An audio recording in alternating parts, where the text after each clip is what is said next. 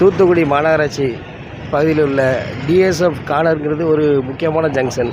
இது பக்கத்தில் school, ECR road எல்லாம் கனெக்ட் ஆகக்கூடியது.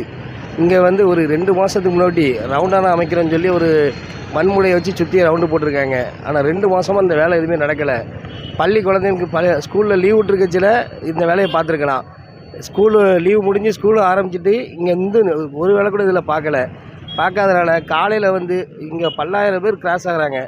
காலைல ஸ்கூல் பிள்ளைங்க அவ்வளோ பேர் அவசரமாக போகிற இடத்துல ஃபுல்லாக இங்கே இடிச்சுக்கிட்டு நின்றுக்கிட்டு டிராஃபிக் அதிகமாகுது. வேலைக்கு போகிறவங்க எல்லாருக்குமே இடைஞ்சலாக இருக்குது.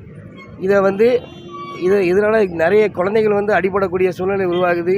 உயிருக்கு நாளைக்கு பாதுகாப்பு வேணும். நாளைக்கு ஏதாவது ஒன்று ஆனதுக்கப்புறம் நான் இதை சரி பண்ணி பிரயோஜனம் இல்லை. எதுவும் ஆகுதுக்கு போய்ட்டு இதை சரி பண்ணணும். இதை வந்து மாநகராட்சி உடனடியாக தலையிட்டு இந்த ரவுண்டானத்தை சரி பண்ணி இந்த இடத்துக்கு தகுந்தாற் போல் ரவுண்டானா அமைத்து கொடுத்து மக்களுக்கு பயன்படுமாறு செய்யும்படி கேட்டுக்கொள்கிறோம்.